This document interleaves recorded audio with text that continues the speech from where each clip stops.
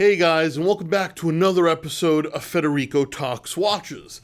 Today I'm once again answering some of your questions like, do I have an update on the tariffs?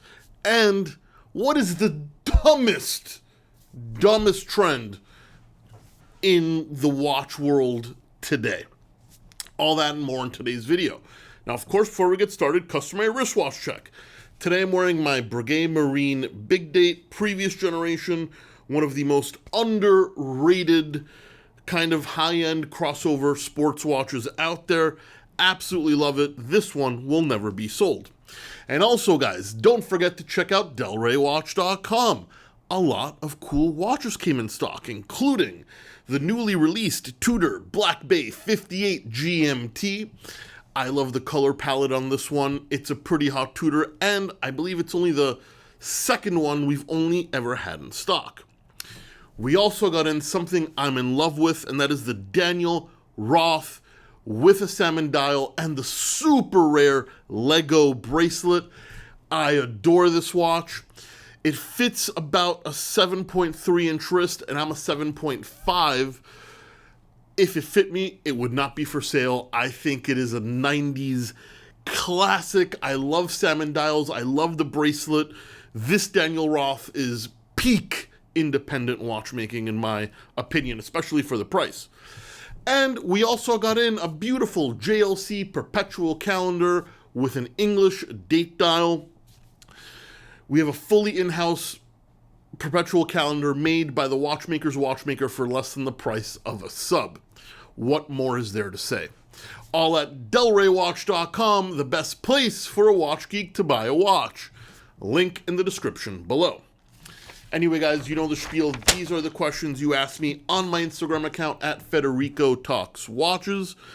A few times a month, rather, I put up a Q&A picture. You can ask your questions there. When I get enough questions, I take the picture down. Please do not DM me. I do not check them. And we will start in no particular order. Taking Vacations asks, any advice on watch sizes versus wrist sizes? Yes, I actually do have some advice, and that is the lug-to-lug measurement is a lot more important than the diameter, for many reasons. Short lugs have a much bigger effect on how a watch wears. And also proportions of watches, or rather the shape of a watch, octagon versus round, basically a 40 millimeter can wear bigger, can wear smaller, depending on the shape of the watch. The lug is a great indication. Now, I don't know exactly what is the best lug measurement for the best like wrist measurement, but I would say you want to avoid overhang. I think it's a little better to go smaller than bigger. It's harder to look ridiculous with a watch that's too small, even though it's certainly possible, but you'd have to go ridiculously small. Whereas if a watch overhangs, if the two lugs overhang the sides of your wrist, it's just way too big. And I think that is the most important measurement, is lug to lug, and to make sure there is no overhang. Josh Crowley 44. What is your view on the Frank Mueller Master Banker? Great value in the secondhand market. Thinking of picking one up. Josh, I kind of agree with you. So I love the way it looks, and I do think they are actually priced very well.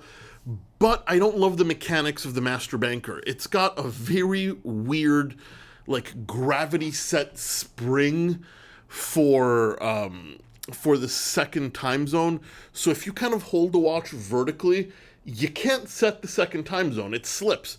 You have to hold it horizontally. It's a system I've never really seen before, and even my watchmaker was confused by it. And while I'm not saying it's not reliable, it is. It's just weird, and I personally don't trust it and don't really like it. I mean, the fact that you have to hold your watch in a certain position to set a function, not a thing for me. That being said, I love the looks of it.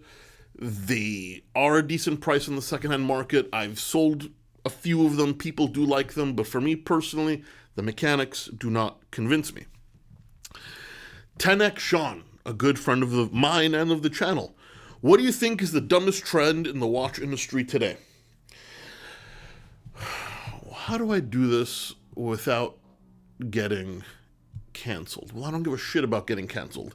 It is men, particularly fashion-forward men, wearing what is blatantly a lady's watch. Like, I get if you want to wear a lady's watch to the Met Gala, because the Met Gala is all about dressing kind of crazy and out there. But seeing a lot of these celebrities wearing a tiny lady's crash, or a celebrity wearing a 26mm Cartier Santos, or I don't know, these very fashion-forward individuals. And listen, I'm also a big proponent of do what you like, so no judgment here, but I think it looks absolutely ridiculous. It looks awful, and I don't understand the trend of men wearing ladies' watches. I get ladies wearing men's watches, even though even that goes too far sometimes, but it can look good. Like a 40mm aluminum bezel sub on a lady can look good, but a Von Cleef ladies' watch or a Cartier Mini Panthère on a man looks absolutely ridiculous, and it makes me question, it makes me question a lot of things, but yeah, I think it's absolutely awful. And then last but not least, Amoro86, Chow Fed, any market update on tariffs? Mr. Moro, unfortunately, none at all. We were kind of hoping the Swiss government would cut a deal. They came, they left without a deal. Then we would hoping that Mr. Trump would, chicken out, as they say, as he has like 3 other times in the past. That has yet to happen. We're still at 39%.